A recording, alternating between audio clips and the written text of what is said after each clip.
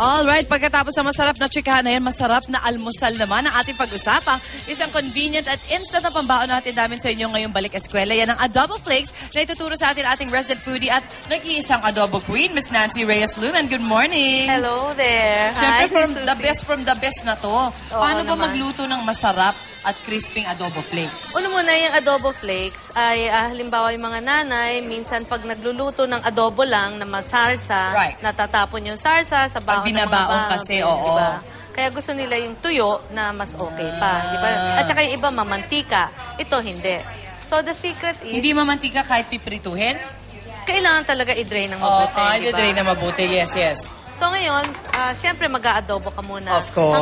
Hanggang sa tuyong-tuyo tapos i-drain. Okay. After na drain, habang nagde-drain, after naalis na yung init nito, I put in kasubha. This is kasubha.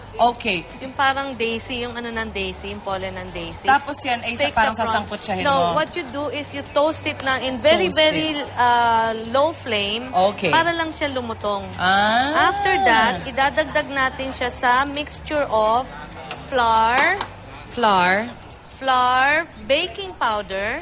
Okay. So for every, let's say, for every 1 cup of flour, 1 tablespoon baking powder. Ganun lang ako yung baking powder compared sa flour. Okay. Oo, meron na akong mix. Meron na akong ginawang mix. Alright. Ngayon, pag ready na to... What's the kasubha for? Kasubha is really extender and to add color and crispiness.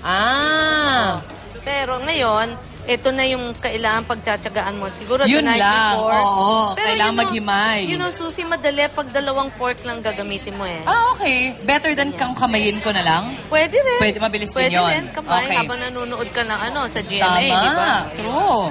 So, mix this while heating your oil. Maraming flour din pala, no? Oo, para para kasi mag-crispy talaga. Tsaka yung baking powder ang nagpapa-alsa. Nagpapaalsa niyan, a little more, lagay natin lahat. Yan. Ayun. And then shake off the excess. After that, ready ka na magprito. Ready ka na Magkano mga gagastusin pag ganito? Ito siguro actually kasi napapadami mo dahil di ba? May extender, tapos extender and all. Malasa. Ayun prito-prito Prito. Kailangan mainit ang mantika. Yes. Para hindi masyadong kumapit yung mantika. Ganun ba yun? Okay, para hindi siya nabababad sa mantika at nag-absorb lang. Yeah, yun ang mistake ng mga tao. Akala nila para hindi yung mantika, you put less mantika. You make it less hot. But no, you have to add. Mas mainit pa dapat talaga. In any case, madali naman kasi itong maluto di ba? So kahit high heat siya, actually luto na siya. Luto na. Di ba? Pinapa-crispy lang natin siya. So kahit in high heat siya, sandali lang. Walang problema. Ito na yung result natin. Okay, thank you. Tapos ito po mga kasama natin sa unang hirit. First time po nila makakatikim ng adobo flakes. Kaya sobrang silang excited. Tapos, para cute, pakita naman natin na face siya. Siya ay isang face. Para yung mga baget, matuwa. Di ba la? Parang sa internet. It is a face. Ayan, it's a face. May tenga. May buhok. Thank you so much, Miss Nancy. Sa napakasarap na agahan natin. Yan. Kain ka na, baka maiwanan ka, Susie. Enjoy. Nga. Sorry, tita ko. Baka maiwanan ako para sa iba pang detalye pagluluto ng adobo flakes. Siyempre, bisitahin nyo lang ang UH Online Tambayan.